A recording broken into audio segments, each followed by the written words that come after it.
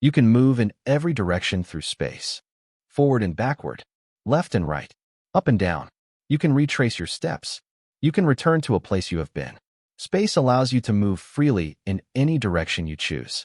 But time does not work that way. You cannot go back to yesterday. You cannot revisit last year. You cannot return to the moment before a decision that changed everything. Time moves in one direction and only one direction, and it has been doing this since the universe began.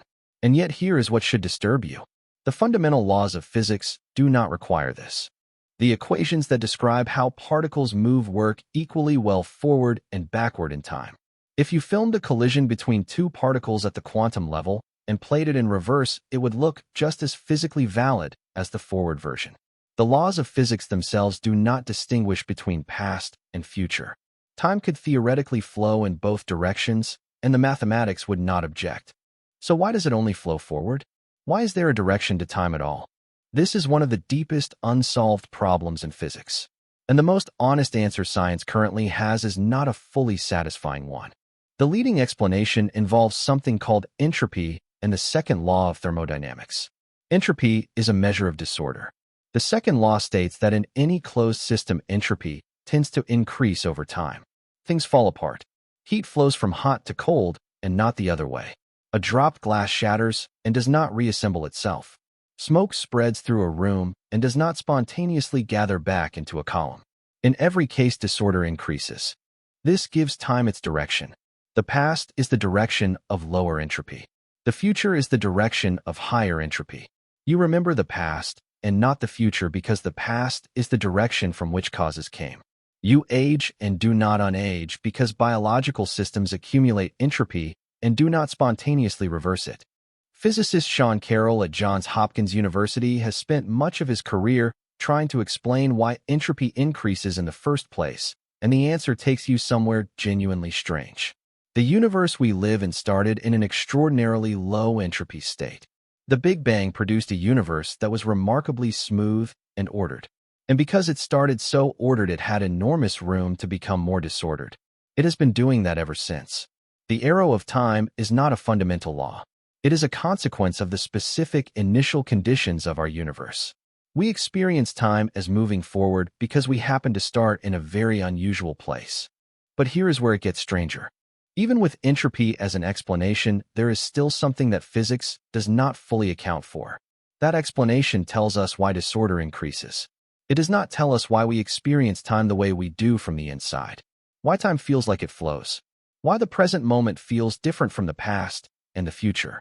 Why you feel yourself moving through time rather than simply existing at a fixed point in a four-dimensional space-time block. Physicist Carlo Rovelli, whose work we have encountered before, argues that time as we experience it is not a fundamental feature of the universe at all. In his theory of quantum gravity, time does not appear at the most basic level of physical description. It emerges from the interactions between physical systems. Time is not the container in which events happen. Time is something that happens between things when they interact. On this view, the flowing quality of time that you feel from moment to moment is something generated by your brain and nervous system, not something that exists independently in the external world. The sense that time is passing is a product of memory, of anticipation, of the way your brain constructs a narrative from the stream of experience. The universe itself may not have anything that corresponds to the feeling that now is different from then. Neuroscientist David Eagleman at Stanford University has studied the subjective experience of time extensively and found that the brain's sense of time is far more constructed and malleable than most people realize. Time slows dramatically during moments of extreme fear or danger. It compresses during periods of routine. Familiar experiences feel shorter than novel ones, even when they last exactly as long. The emotional weight of an experience shapes how long it feels. What this suggests is that the experience of time moving is not a direct perception of an external reality. It is a construction. Your brain is continuously building a sense of temporal flow from memory and prediction and emotional weighting. The feeling that time only moves forward is partly a consequence of how memory works. You can remember the past because traces of past events are stored in your brain. You cannot remember the future because future events have left no traces yet.